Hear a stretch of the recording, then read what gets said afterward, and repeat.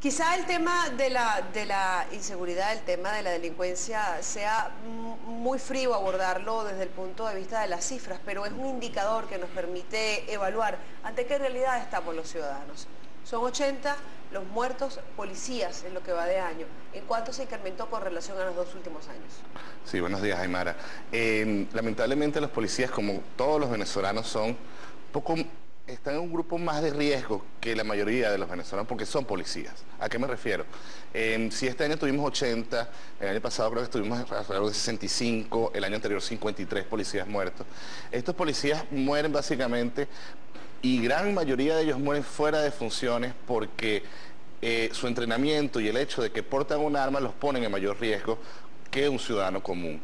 Y además digamos, muchas veces su reacción viral frente a un delito como ciudadano, no estando en funciones, reaccionan y terminan muertos por el AMPA también.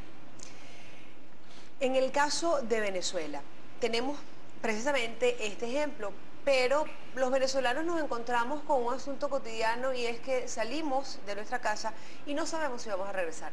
Y lo comentábamos al inicio del programa, ¿cuántas personas salieron el 23 de diciembre y no regresaron a sus casas? ¿Cuántas personas en diversos puntos del país salieron el 24 de diciembre de sus casas porque les faltaba un ingrediente para las hallacas y no regresaron?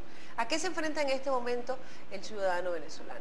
Lamentablemente, y lo comentábamos, diciembre es el mes más violento de todo el año.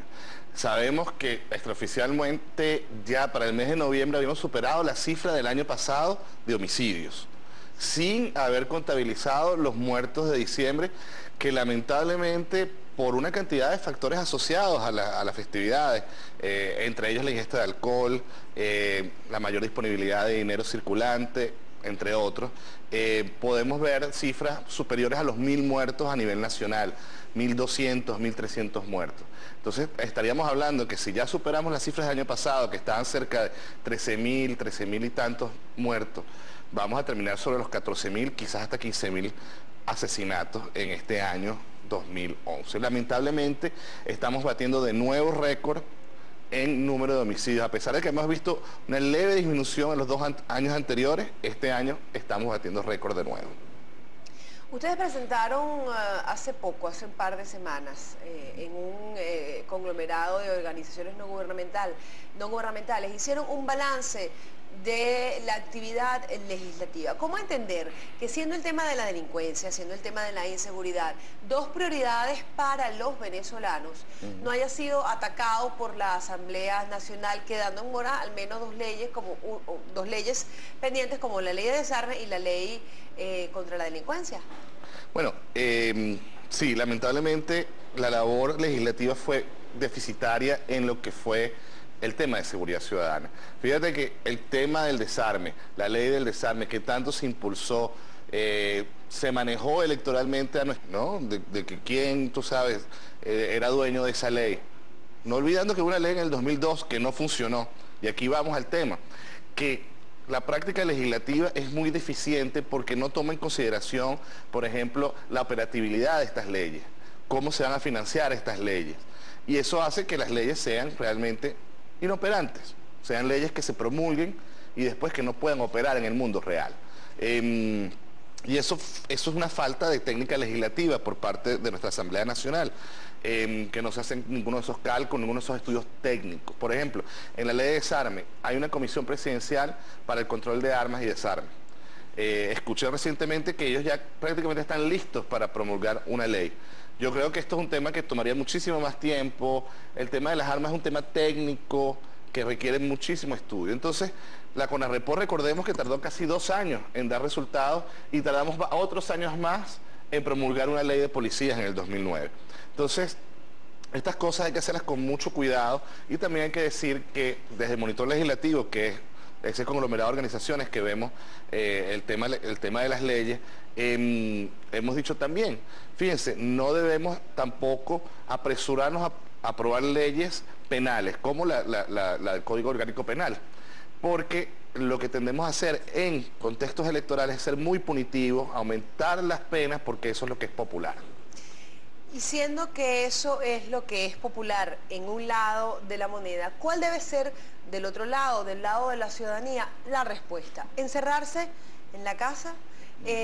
sobrellevar el impacto psicológico que significa tener que vivir en un toque de queda no pautado por la autoridad, porque lo pauta la delincuencia, porque lo pauta el delincuente de la zona? Sí, y aquí es donde tenemos que decir a los ciudadanos que vivimos una crisis muy aguda de inseguridad. Una de las cosas que vemos mayormente afectados como ciudadanos es la disolución del vínculo social que tenemos con los otros ciudadanos de nuestra comunidad. Lamentablemente te comentaba, Aymara, que vimos muy poca actividad en la noche, inclusive muy poca actividad el 25 en la mañana, cuando los muchachos salen a jugar con sus juguetes, etc. Yo creo que aquí hay una doble victimización. Se está victimizando al ciudadano en lo que es su vida social, que se ha retraído a su espacio privado, en detrimento del espacio público, en detrimento de socializar con sus comunidades. Y también la segunda víctima aquí es la economía. La economía realmente sufre por esto. Te comentaba que no había restaurantes abiertos el 24 de diciembre, gente cenando en estos restaurantes, casi todo estaba cerrado, muy poca actividad comercial y en las noches básicamente inexistente. Entonces hay una doble victimización, que es el ciudadano, luego el ciudadano como ser social, el ciudadano como ser económico, y por último nos vemos todos afectados porque esa disminución de la economía afecta el empleo y afecta, por supuesto, el bienestar de todos los venezolanos. Hay una incapacidad manifiesta, aunque no reconocida, del gobierno para atender el problema de la delincuencia, y más aún cuando pues lo reducen a un asunto de percepción. ¿Cómo entender que el gobierno tiene una percepción sobre el problema de la inseguridad y el ciudadano tiene otra percepción, que además no es una percepción, sino es la vivencia propia que se refleja precisamente en estas lamentables cifras extraoficiales, porque hay que insistir que no son cifras oficiales, porque no hay acceso a la información oficial, del número de personas que a diario pierden la vida a causa de la delincuencia? Bueno, habría que esperar la memoria y cuenta del ministro, que la hizo pública varios años sin tener información, desde el 2006. Esperamos que en el 2011 la memoria y cuenta también incluya esta cifra para saber qué tan bien lo estamos haciendo o qué tan mal lo estamos haciendo. Bueno, es la última memoria y cuenta del ministro, porque recordemos que se va de candidato. Ah, no sabía. Pero bueno, el tema está en que la percepción que tienen los ciudadanos hoy en día en Venezuela no difiere mucho de la variable objetiva, que son los números. Suele haber digamos, una disparidad entre la percepción, que es la variable subjetiva de la seguridad ciudadana, y los números, las estadísticas, que es la variable objetiva de la seguridad ciudadana. Muchas veces, cuando uno está en aumento, ¿verdad? De repente la percepción no es tan alta, pero cuando ya llevamos varios años sufriendo esta crisis tan aguda de seguridad, no hay duda que la percepción está equiparada con la realidad objetiva que tenemos. No somos un país que tiene una tasa baja de homicidios, somos las que tenemos una de las tasas más altas de homicidios de todo el hemisferio, o sea que nuestra percepción es justificada.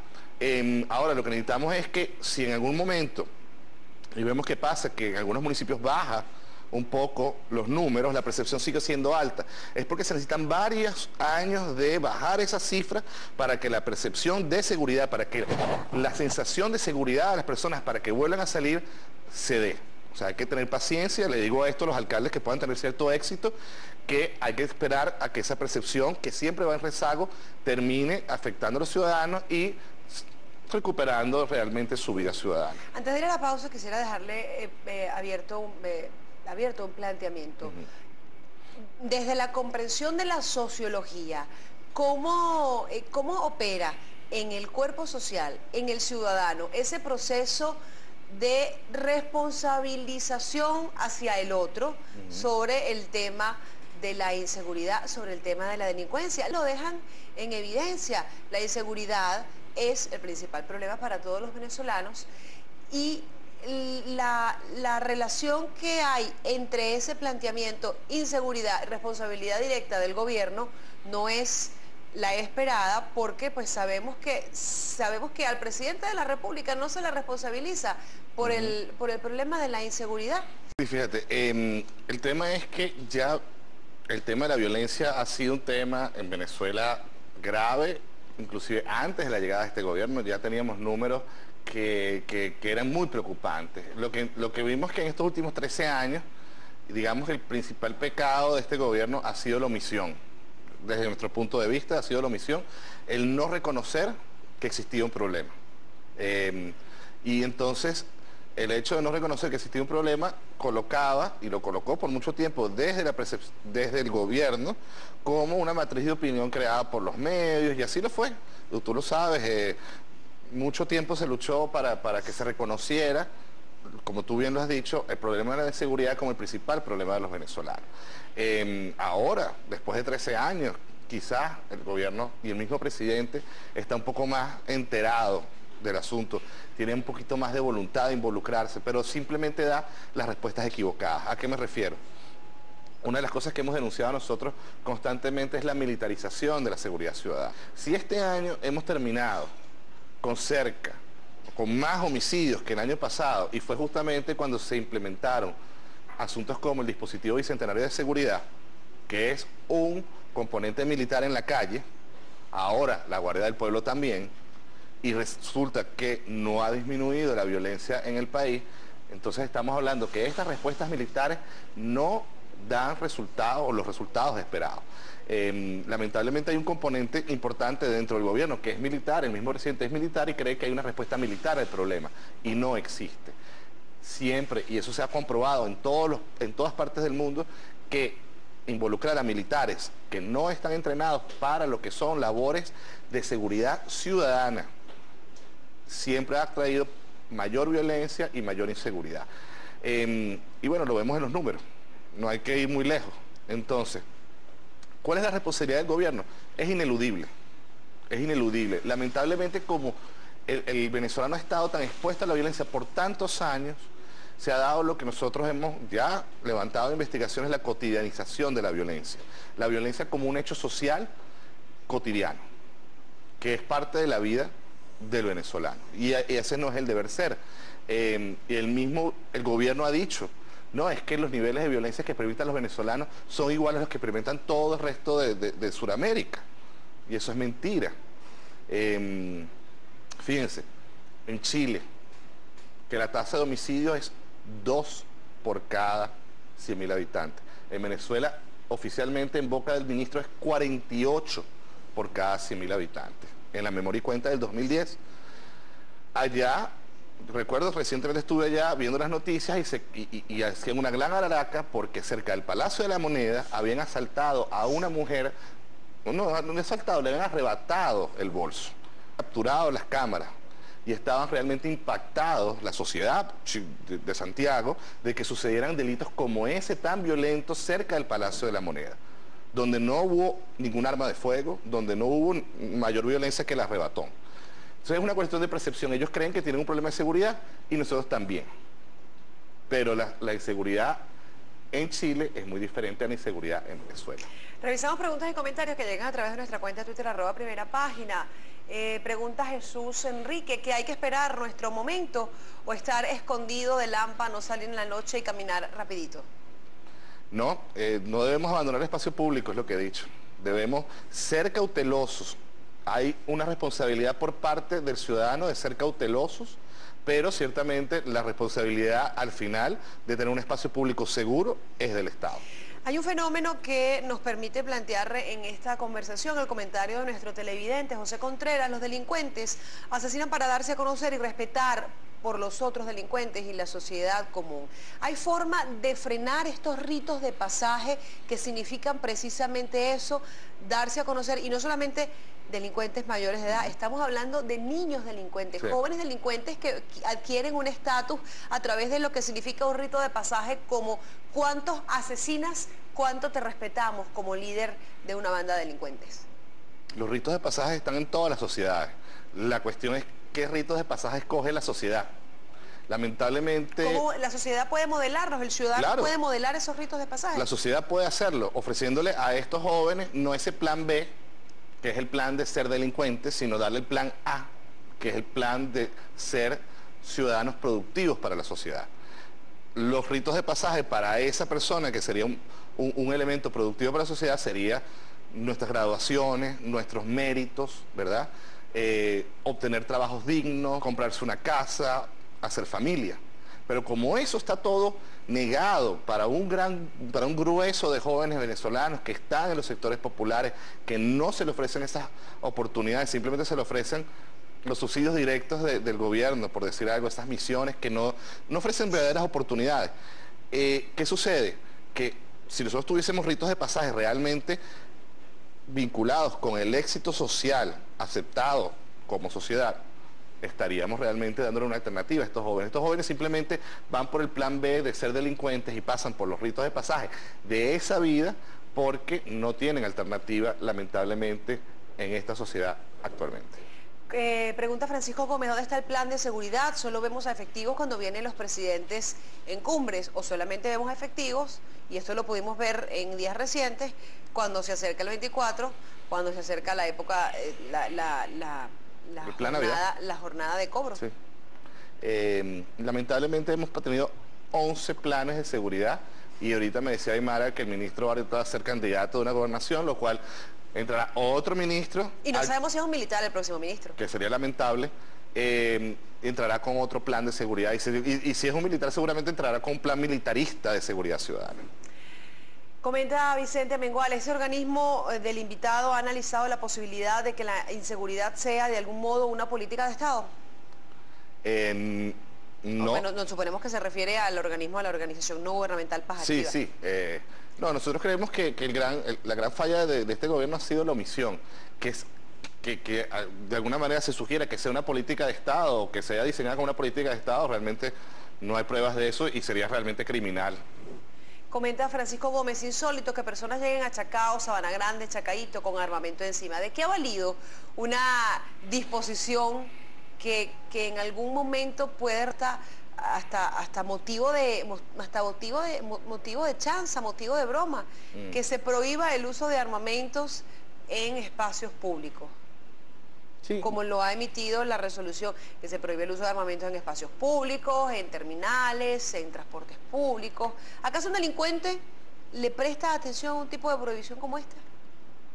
Es muy difícil si no tienes los mecanismos para realmente implementar ese tipo de resoluciones. Y lo decimos en la misma práctica legislativa. Y en esa práctica de la misma comisión, si no hay unos estudios claros y no hay una política realmente bien montada alrededor de esa resolución, la resolución simplemente porque tú la digas de la boca para afuera no va a hacer que las personas porten o no porten armas. Simplemente tienen que ver que hay la sanción detrás de portar esa arma en ese espacio público. Dejar de ser malandros y el convertirlos en buenandros. Bueno, hay que decirlo, en toda sociedad, y más en una sociedad como la venezolana, el presidente es modelador de conductas y actitudes. Lo que él diga y transfiera a través de los medios es lo que las personas se van a modelar también. ¿Cuál es, en una palabra, para Luis Cedeño, sociólogo, vocero de la organización no gubernamental Paz Activa, lo que debe accionarse en este momento para modificar en el corto plazo este contexto de violencia que nos toca vivir?